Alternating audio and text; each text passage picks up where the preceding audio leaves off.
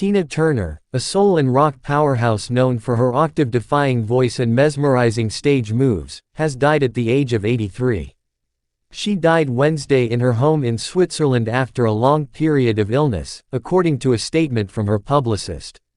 In her 2018 memoir, Tina Turner, My Love Story, Turner detailed a litany of health issues she had dealt with since 2013, including a stroke, intestinal cancer and kidney failure. Her second husband, Erwin Bach, donated a kidney to her in 2017, saving her life. In a recording career that spanned 6 decades, Turner found fame both as a solo artist and in a duo with her first husband, Ike Turner. With the latter, she was inducted into the Rock and Roll Hall of Fame and became a staple of the U.S. pop and R&B charts in the 1960s and 70s. The duo's high-energy soul and rock was informed by Tina's disparate vocal influences. She grew up listening to country music, but had many idols: 50s R&B singers Laverne Baker and Faye Adams, gospel great Mahalia Jackson and rock pioneer Sister Rosetta Tharpe, blues legend B.B. King, and soul greats Ray Charles and Sam Cooke. Accordingly, she had a malleable and versatile voice, and could unleash a scalding rock growl, or dip into her lower register and sing the smoky blues or velvety R&B numbers. One of Ike and Tina's most well-known songs, River Deep, Mountain High, was even a Phil Spector-produced, orchestral gospel triumph. An agile vocal interpreter, Turner also made other people's iconic songs her own, adding a tone of yearning and desperation to the Beatles' already pleading, "Come Together," and layering on more of a country twang to the Rolling Stones' Honky Tonk Women. Her signature tune, a fiery transformation of Creedence Clearwater Revival's Laid Back, Proud Mary, became a showcase for her sultry soul drawl and raspy rock and roll yelp. The latter song won Turner her first Grammy Award, for Best R&B Performance by a Duo or Group with Vocal. She would win 8 Grammys overall, including Best Female Rock Vocal Performance for 3 years in a row during the 80s. In addition to her vocal prowess, Turner had a commanding stage presence that was often characterized as electrifying. This descriptor somehow always seemed like an understatement. At the microphone, Turner vibrated with energy, like a simmering pot about to boil over, and she possessed natural athleticism that translated to lithe but powerful on-stage dancing. Someone once called Tina the female Mick Jagger, Rolling Stones' Ben Fong Torres wrote in 1971. In fact, to be more accurate, one should call Mick the male Tina Turner. This is no mere critical hyperbole. In the same Rolling Stone feature, Turner herself insinuated that Jagger studied her moves rather closely when she and Ike toured with the Rolling Stones in 1969. Naturally, when the pair teamed up for a barn-burning cover of the Jacksons' State of Shock at Live Aid in 1985, the combination was incendiary. "I'm so saddened by the passing of my wonderful friend Tina Turner," Jagger said in a statement on Instagram. "She was truly an enormously talented performer and singer. She was inspiring, warm, funny and generous. She helped me so much when I was young and I will never forget her." Born Anna Mae Bullock on November 26, 1939, Turner grew up in rural Nutbush, Tenn, but also spent time in Knoxville, as her parents moved there for work. Growing up, she had a distant relationship with both her father, who abandoned the family when she was 13, and mother. But performing came naturally, and became her solace. In Tina Turner, My Love Story, she describes music-filled shopping excursions, being 4 or 5 years old and being paid by salesgirls to sing radio hits she had memorized, and the exhilaration of leading her cousins, half-sister Evelyn, and sister Aline in pretend stage shows.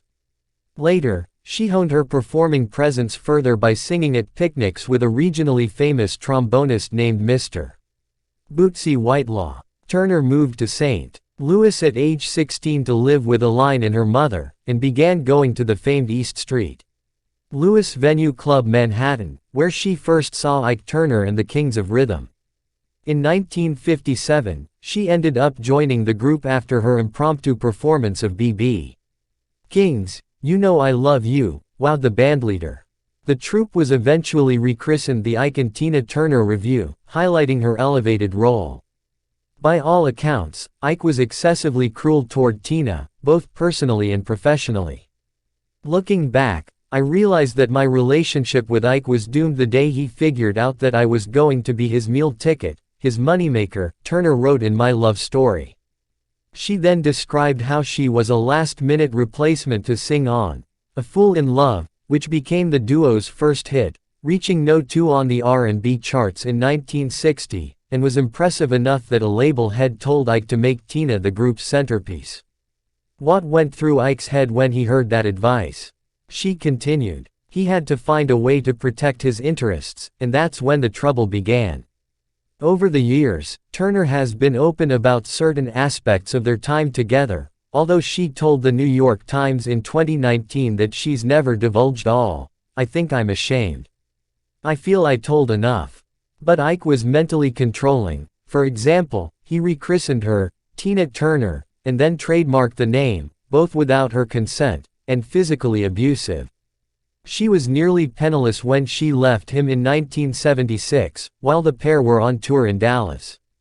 I walked out without anything and had to make it on my own for my family and everyone, so I just went back to work for myself, she said during a 2017 appearance on The Jonathan Ross Show. Turner had released 2 solo albums while still performing with Ike, 1974's Tina Turns the Country On, a stripped-down LP featuring her take on songs by Bob Dylan, Dolly Parton and Chris Christopherson, and 1975's rock-oriented covers album Acid Queen. Her first entertainment forays post-split geared toward mainstream fare, the game show Hollywood Squares and Share's variety TV series, and cabaret-style live concerts, as well as 2 albums that didn't chart.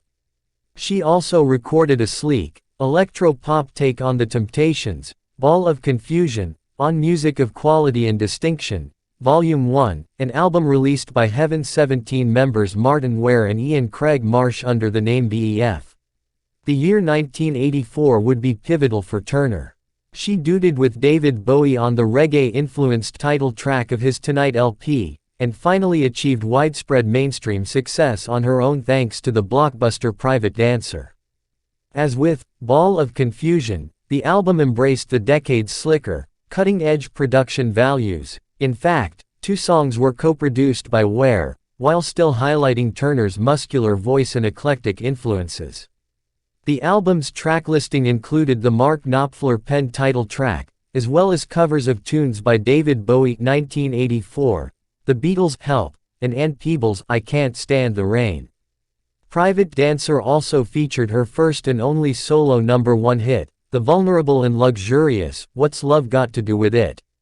The single, which also won Grammy Awards for Record of the Year and Best Female Pop Vocal Performance, boasted a cathartic, lived-in vocal performance that ushered in her sophisticated second act and cemented her reputation as a survivor, a tag and aesthetic she embraced. Turner's commercial renaissance continued as the decade progressed. She co-starred in the 1985 film Mad Max Beyond Thunderdome, which spawned the dramatic power ballad, We Don't Need Another Hero, Thunderdome, and the Grammy-winning One of the Living, and racked up more hits with the Bryan Adams duet, It's Only Love, Breezy Seduction, Typical Male, and the empowerment anthem, The Best. With her spiky wig and power miniskirts that showed off her legendary legs, Turner also became an early MTV icon. She performed at the first ever MTV Video Music Awards in 1984, and won Best Female Video the following year for What's Love Got to Do With It. Turner continued to be a commercial force into the 90s, notably thanks to the 1993 biopic, What's Love Got to Do With It. Based on her 1986 autobiography, I, Tina, the movie starred Lawrence Fishburne as Ike and Angela Bassett as Tina. Both actors were nominated for Oscars, while Bassett won a Golden Globe for Best Performance by an Actress in a Comedy or Musical. Turner herself also received a career boost, as the soundtrack song, I Don't Wanna Fight, became a worldwide hit, cracking the top 10 in the US. In 1995, she landed another prestigious honor, singing the slinky, elegant James Bond theme song, Goldeneye, for the titular film. Turner, who moved to Switzerland in 1995, started easing up on her workload in the late 90s and ended up retiring after a 50th anniversary tour in 2009.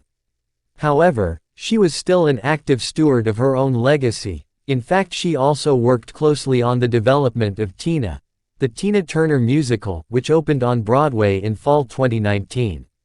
And at the 2008 Grammy Awards, she performed a show-stopping version of Proud Mary with Beyoncé. With hindsight, it's easy to interpret the moment as Turner passing the torch to a younger musician. However, the performance also once again reaffirmed that she was squarely in control of her rich musical legacy.